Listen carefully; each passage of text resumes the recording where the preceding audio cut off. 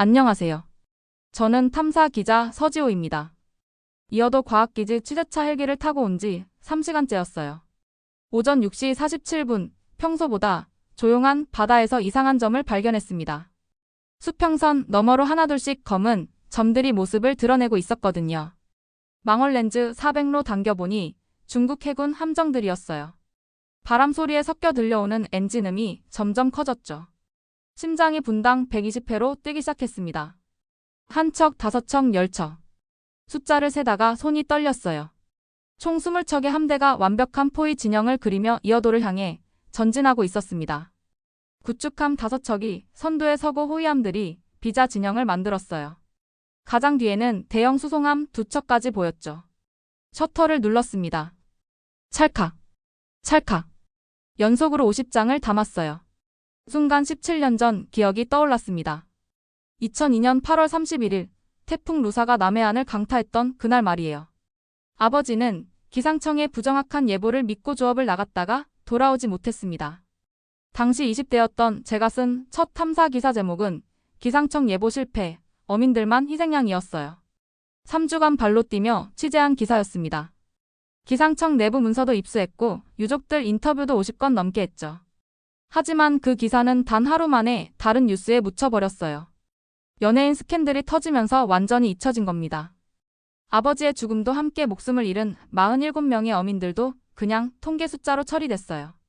그날 이후 17년간 가슴에 품고 살았던 다짐이 있었습니다. 이번엔 달라야 한다는 건 말이에요. 노트북을 열어 위성 인터넷에 접속했습니다. 손가락이 키보드 위에서 빠르게 움직였어요. 제목부터 정했습니다. 긴급 속보 중국 함대 20척, 이어도 포위.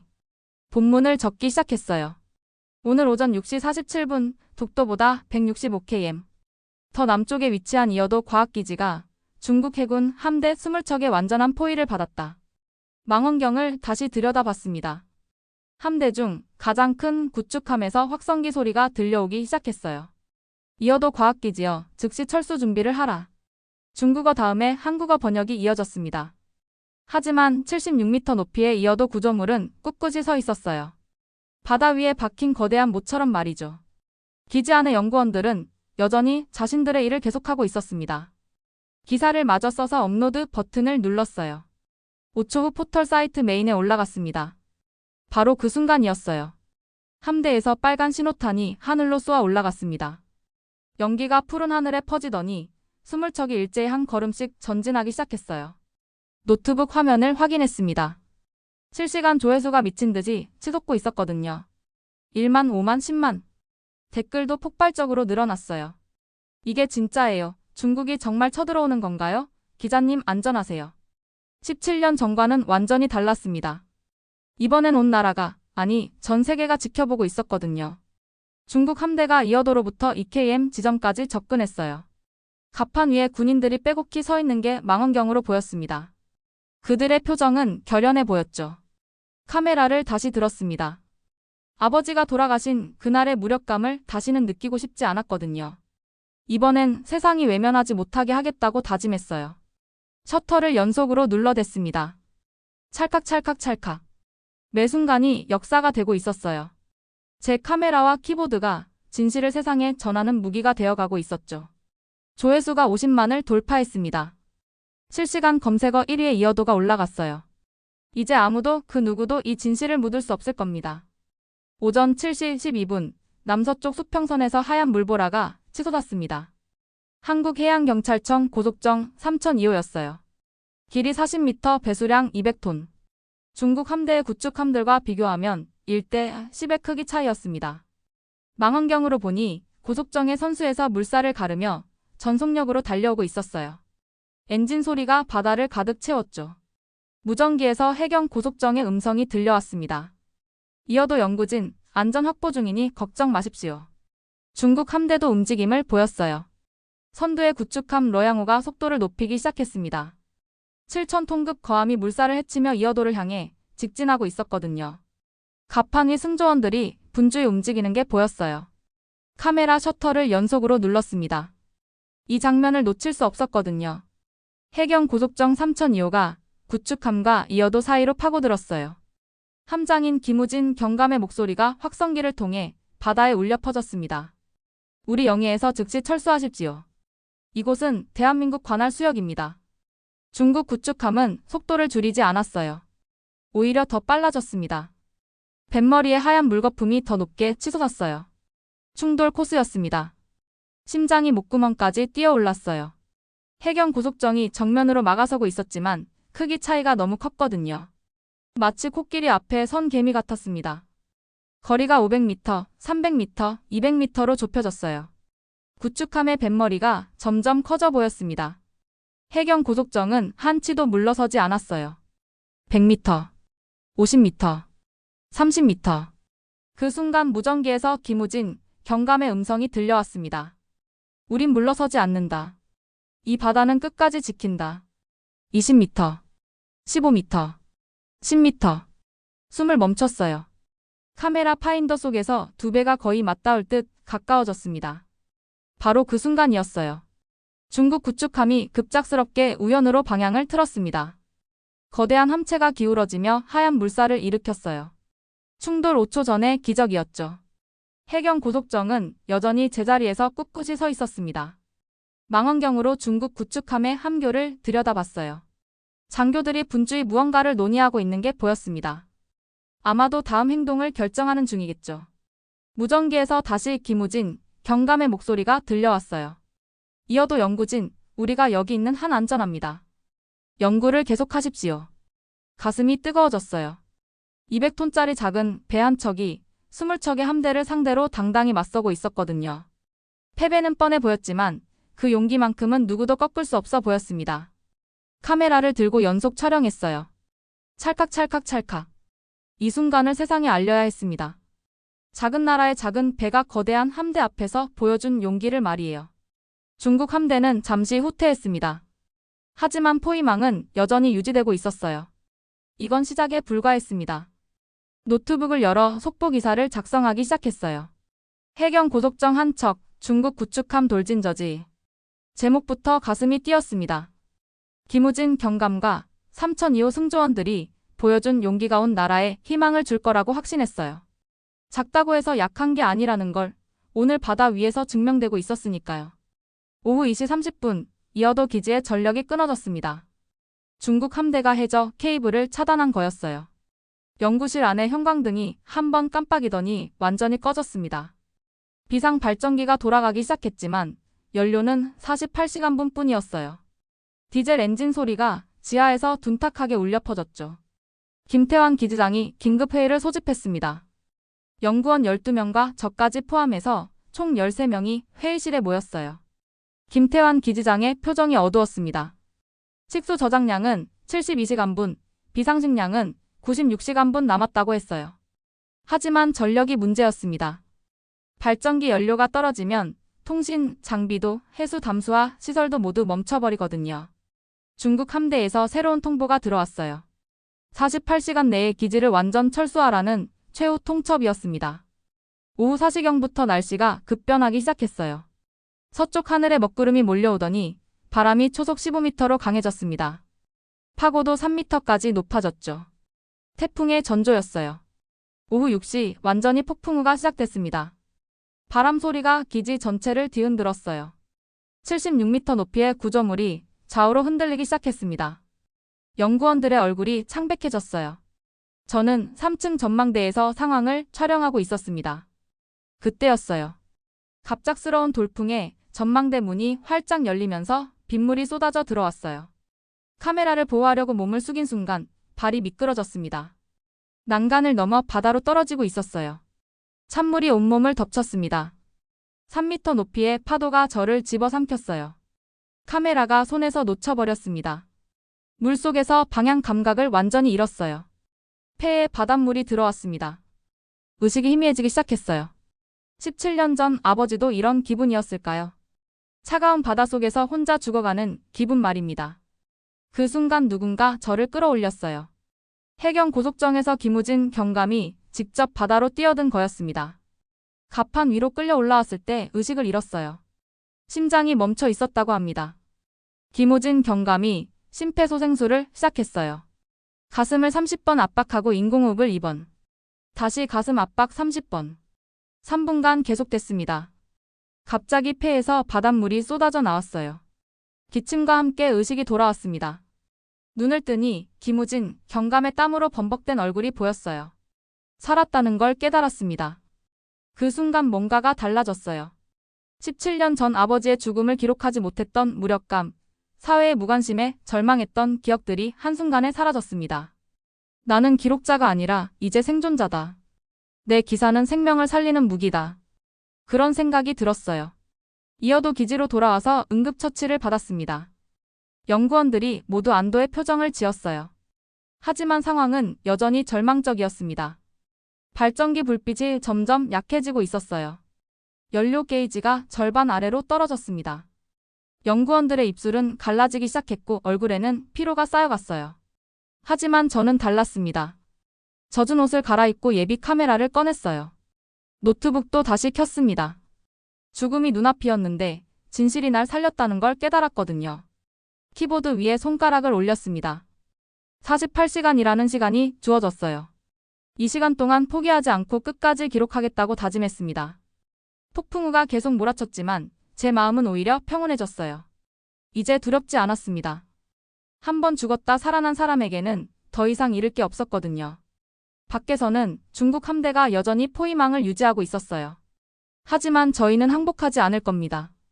48시간이라는 시간 동안 끝까지 싸워보겠어요. 오후 8시 15분, 위성통신 안테나가 간신히 신호를 잡았습니다. 폭풍우 속에서도 30%의 연결률을 보이고 있었어요. 김태환 기지장이 긴급회의를 소집했습니다. 이제 48시간 중 6시간이 지났거든요. 발전기 연료 게이지는 65%까지 떨어져 있었습니다. 연구원들의 얼굴에서 절망이 읽혔어요. 하지만 저는 달랐습니다. 죽다 살아난 후부터 오히려 더 명확해졌거든요.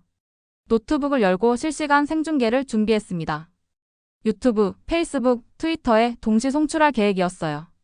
제목을 정했습니다. 이어도 생존 기록 48시간의 진실.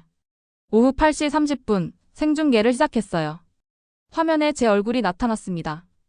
폭풍으로 인해 화질이 불안정했지만 음성은 선명하게 전달되고 있었어요. 안녕하세요. 저는 현재 이어도 과학기지에 고립된 탐사 기자 서지호입니다. 시청자 수가 실시간으로 올라가기 시작했어요. 100명, 1000명, 5000명.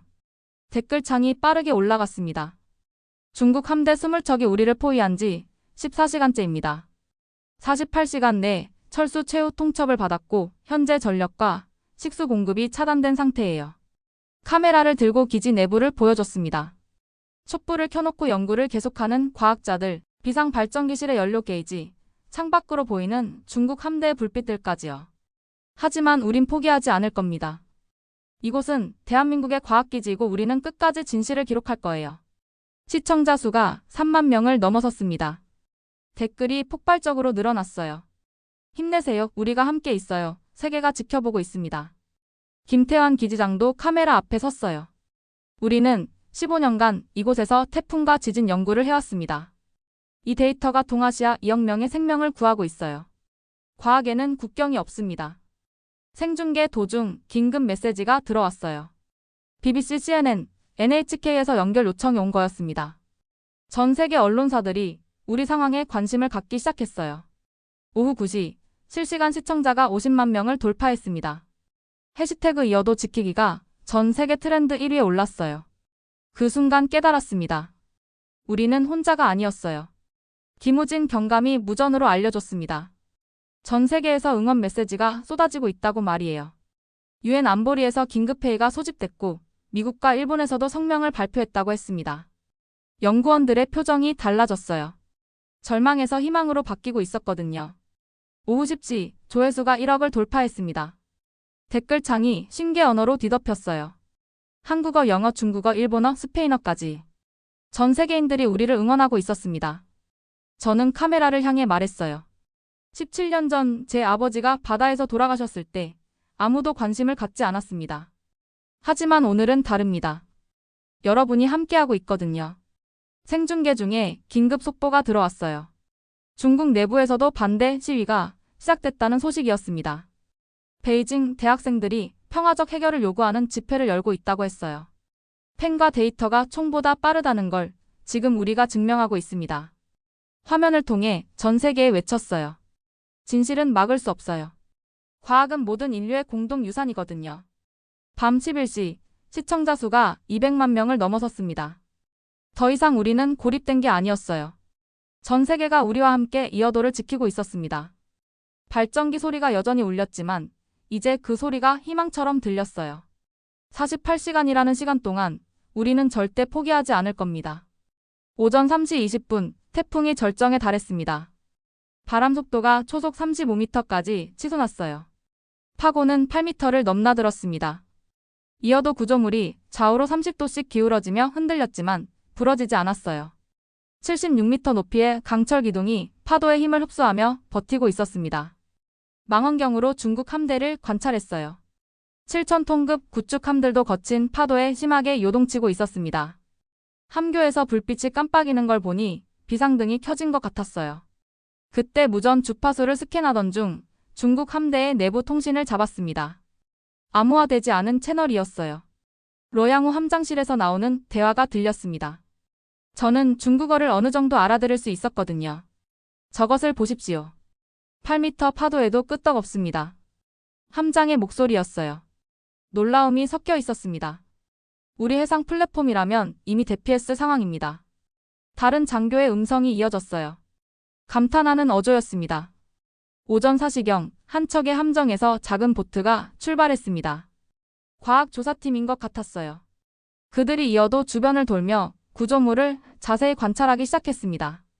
30분 후 보트가 모함으로 돌아갔어요. 곧이어 함대 지휘부에서 긴급회의가 소집된 것 같았습니다. 무전기에서 더 자세한 대화가 들려왔어요. 유형강철 구조입니다. 파도의 충격을 흡수해서 분산시키는 방식이에요.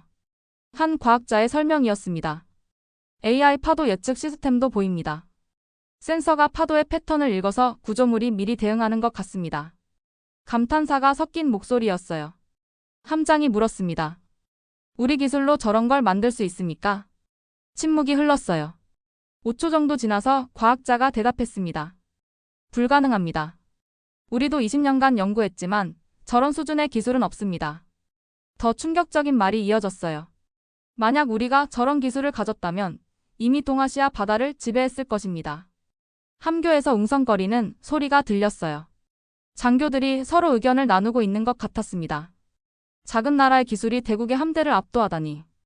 젊은 장교의 목소리였어요. 부러움과 경외심이 섞여 있었습니다. 저는 이 대화를 녹음했습니다. 적들조차 인정하는 우리 기술의 우수성을 기록해야 했거든요. 오전 5시 태풍의 세력이 조금 약해졌어요. 하지만 이어도는 여전히 제자리에서 꿋꿋이 서 있었습니다. 76m 높이의 구조물이 마치 바다 위의 불굴의 의지처럼 보였어요. 중국 함대에서 또 다른 대화가 들려왔습니다. 저 기술력이면 우리 연안 도시들의 태풍 피해를 획기적으로 줄일 수 있을 것입니다. 과학자의 목소리에 아쉬움이 묻어 있었어요. 공격할 게 아니라 배워야 할 기술입니다. 다른 장교가 중얼거렸습니다. 그 순간 깨달았어요. 우리가 맞서고 있는 건 단순한 영토 분쟁이 아니었습니다. 이건 기술력의 대결이었거든요. 작은 나라 대한민국이 대국 중국을 기술로 압도하고 있는 현실을 마주한 거였어요. 카메라를 들어 이어도의 웅장한 모습을 담았습니다. 파도가 구조물을 때릴 때마다 충격을 흡수하며 유연하게 움직이는 모습이 경이로웠어요. 무전기에서 마지막 대화가 들렸습니다. 함장님, 공격 명령을 어떻게 하시겠습니까? 저런 기술을 파괴한다는 게 인류에게 손실 아닙니까? 젊은 과학자의 반문이었어요. 함교가 조용해졌습니다. 중국 함대 내부에서 균열이 시작되고 있었어요. 적들조차 우리 기술에 감탄하며 공격을 주저하기 시작한 겁니다. 새벽 6시 해가 떠오르기 시작했어요. 폭풍우가 지나간 바다 위에서 이어도가 당당히 서 있었습니다. 어젯밤의 시련을 이겨낸 승리자처럼 말이에요. 이제 48시간 중 24시간이 지났습니다. 절반을 버텨낸 거예요. 우리 기술이 세계 최강 해군도 감탄하게 만든 이 순간을 저는 끝까지 기록할 겁니다. 오전 9시 30분 중국 함대에서 이상한 움직임이 포착됐습니다. 함정 간 무선 교신이 평소보다 빈번해졌어요. 암호화 채널과 일반 채널을 번갈아 사용하고 있었습니다. 뭔가 내부적으로 논란이 일고 있는 것 같았어요. 오전 10시 함대 사령부에서 전 함정의 작전 명령이 하달됐습니다. 최종 공격 준비 단계로 들어가라는 지시였어요. 각 함정의 주포가 이어도를 향해 선회하기 시작했습니다. 하지만 그 순간 예상치 못한 일이 벌어졌어요. 호위함 창춘호에서 갑작스럽게 무전이 들어왔습니다. 일반 주파수로 송출된 거였어요. 모든 함정이, 그리고 제가 생중계하는 전 세계 시청자들이 들을 수 있는 채널이었죠. 사령부, 이곳은 창춘호입니다. 공격 명령 수행이 불가능합니다. 젊은 장교의 목소리였어요. 떨리고 있었지만 단호했습니다. 사령부에서 즉시 응답했습니다. 창춘호 명령을 반복한다. 즉시 공격 태세를 갖춰라. 하지만 창춘호는 대답하지 않았어요. 대신 다른 말을 했습니다. 2019년 8월 태풍 넷기마가 절강성을 강타했을 때를 기억합니다. 제 어머니가 항저우 연안에서 대피하지 못해 고립됐었어요. 갑작스러운 개인사 고백이었습니다. 사령부가 당황하는 게 느껴졌어요. 그때 이어도에서 보내온 태풍 경로 예측 덕분에 구조대가 정확한 위치를 파악할 수 있었습니다. 제 어머니는 살아났어요. 창춘호의 장교 목소리가 더 떨렸습니다. 감정이 북받쳐 오르는 것 같았어요. 내 어머니를 살린 곳을 내가 어떻게 공격하나요? 무전기에 정적이 흘렀습니다. 5초, 10초. 아무도 말하지 않았어요. 저는 카메라를 켜고 이 순간을 생중계했습니다. 전 세계 300만 명이 지켜보고 있었거든요. 그때 또 다른 함정에서 무전이 들어왔어요. 호위함 쿤밍호였습니다. 사령부 쿤밍호도 같은 입장입니다. 2020년 태풍 하이선 때 우리 가족도 이어도 예보 덕분에 미리 대피할 수 있었습니다. 도미노 현상이 시작됐어요. 세 번째 함정에서도 비슷한 고백이 나왔습니다.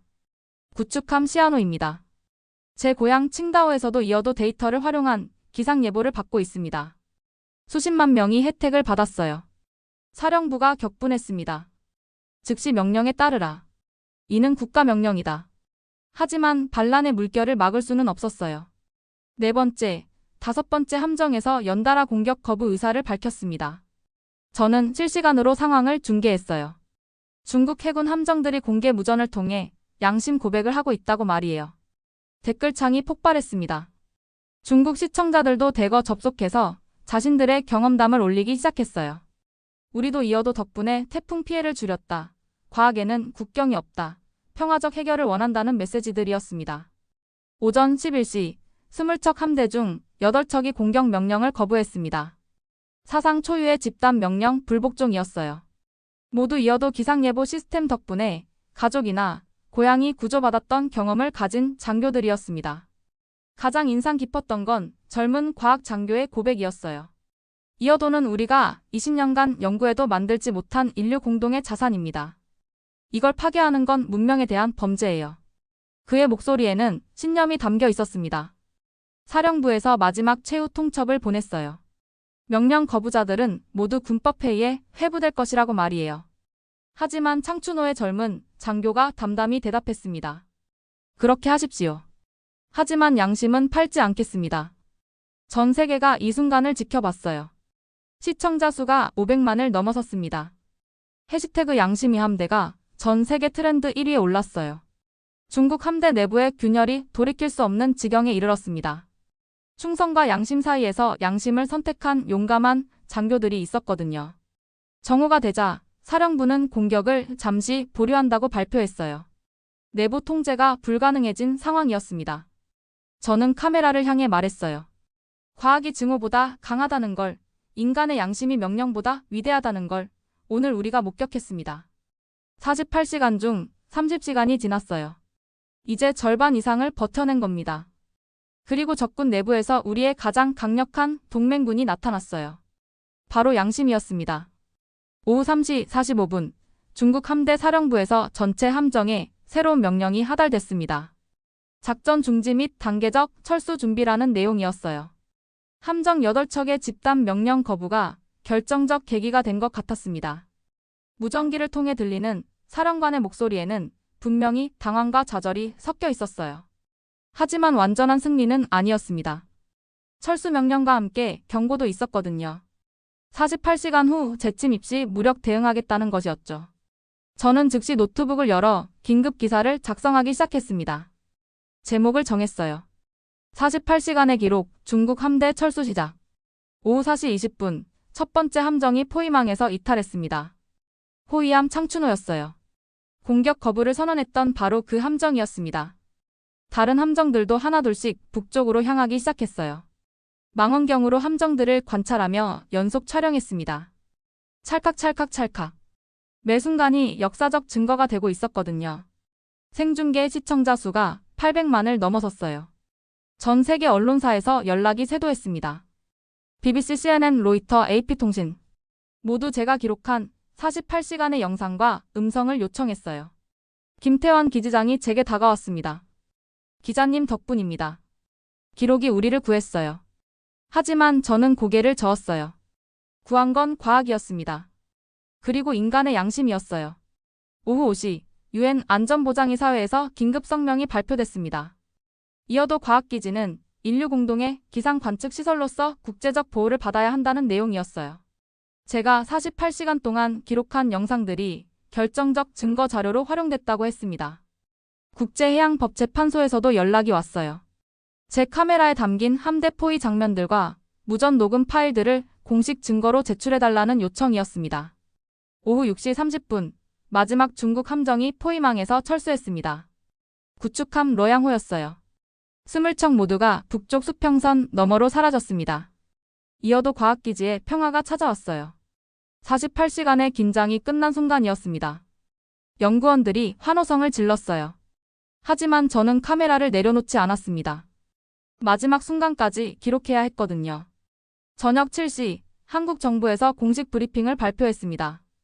이어도 사태가 평화적으로 해결됐다고 말이에요. 그리고 48시간 동안의 모든 상황이 실시간으로 기록돼 국제사회에 투명하게 공개됐다는 점을 강조했습니다. 제 휴대폰에 해외 언론사들의 인터뷰 요청이 쇄도했어요.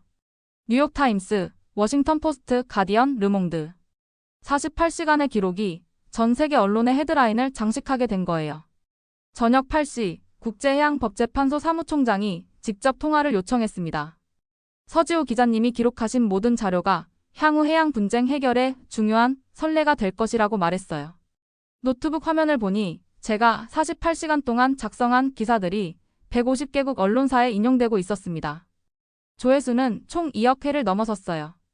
17년 전 아버지의 죽음을 다룬 기사가 하루 만에 묻혔던 것과는 완전히 달랐습니다. 밤 9시 카메라와 노트북을 정리하며 마지막 기사를 작성했어요. 제목은 48시간의 진실, 기록이 만든 평화였습니다. 마지막 문단을 이렇게 썼어요. 오늘의 기록은 내일의 무기다. 진실을 기록하는 일, 그것이 가장 강력한 평화의 도구라는 것을 48시간 동안 확인했다. 업로드 버튼을 누르는 순간 가슴이 뜨거워졌어요. 이번엔 정말로 세상이 외면하지 못했습니다. 제 카메라와 키보드가 진짜 무기가 되어 평화를 만들어낸 거였어요. 밤 10시 이어도 과학기지의 전력이 완전히 복구됐습니다. 중국 함대가 차단했던 해저 케이블이 다시 연결된 거예요. 연구원들이 본격적인 연구를 재개할 수 있게 됐습니다. 48시간이 끝났어요. 우리는 버텨냈습니다. 그리고 세상에 증명했어요. 진실의 기록이 어떤 무력보다 강하다는 것을 말이에요.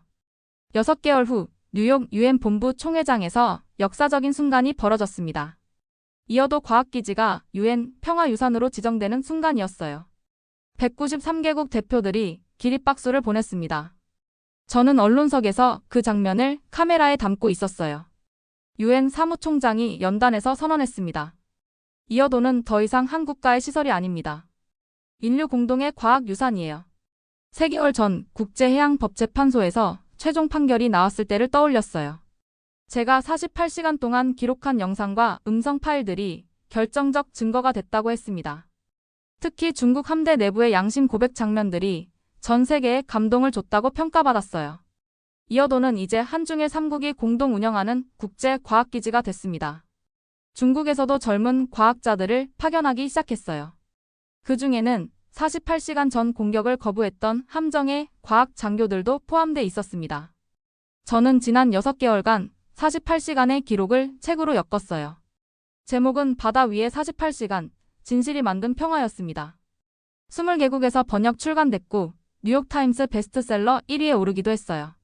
책 출간 기념회에서 김우진 경감을 다시 만났습니다. 저를 바다에서 구해줬던 그분이에요. 지금은 해양경찰청 차장으로 승진하셨습니다. 그때 기자님을 구하면서 느꼈어요. 진실을 기록하는 사람을 지키는 것도 우리 임무라는 걸 말이에요. 김우진 차장의 말에 가슴이 뭉클했습니다. 김태환 기지장도 변했어요.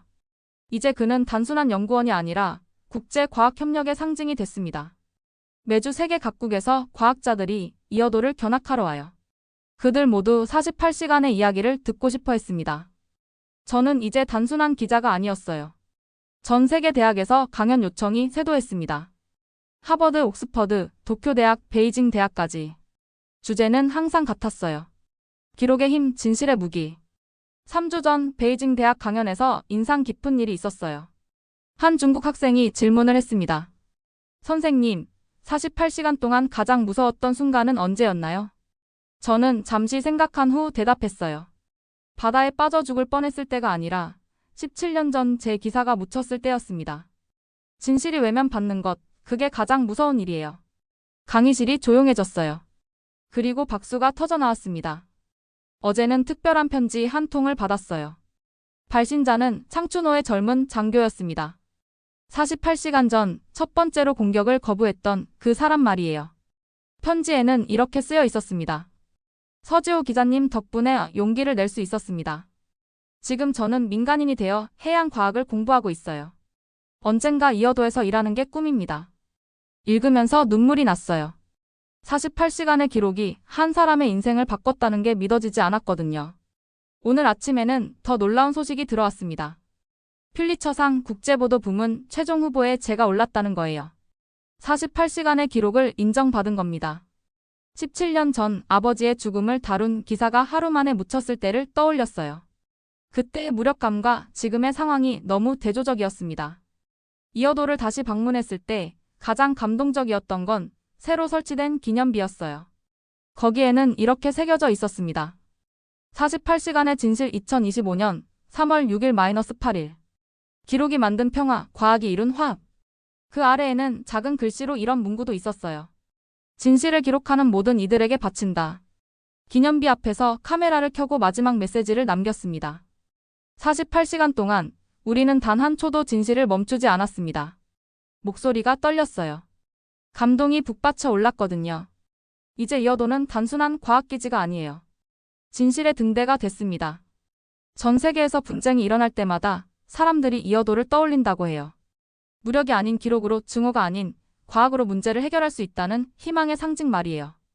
아버지가 돌아가신 17년 전 저는 무력한 기자였습니다.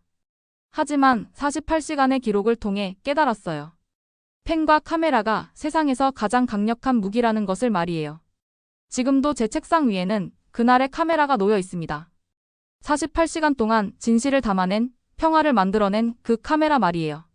언제든 다시 진실을 기록할 준비가 돼 있습니다. 카메라가 있는 한, 기록이 이어지는 한, 그리고 지켜야 할 생명이 있는 한 우리는 끝까지 버틸 수 있습니다. 여러분, 이것이 바로 48시간의 기적입니다. 단 한 척이 20척을 막아내고 죽음의 파도 속에서도 기자와 연구진이 살아남아 진실을 지켜낸 이야기. 포기하지 않았기에 불가능도 가능해졌고 갈등은 평화로 바뀌었습니다. 오늘 이야기가 마음에 남았다면 주변과 꼭 나눠주세요. 더 많은 이들이 이 기록의 의미를 알 수 있도록요. 구독과 좋아요는 저에게 큰 힘이 됩니다. 앞으로도 세상을 바꾼 놀라운 이야기로 다시 찾아오겠습니다. 끝까지 함께해 주셔서 감사합니다. 지금까지 감동보따리였습니다. 감사합니다. 진실은 총보다 강했고 기록은 함대를 무너뜨렸다.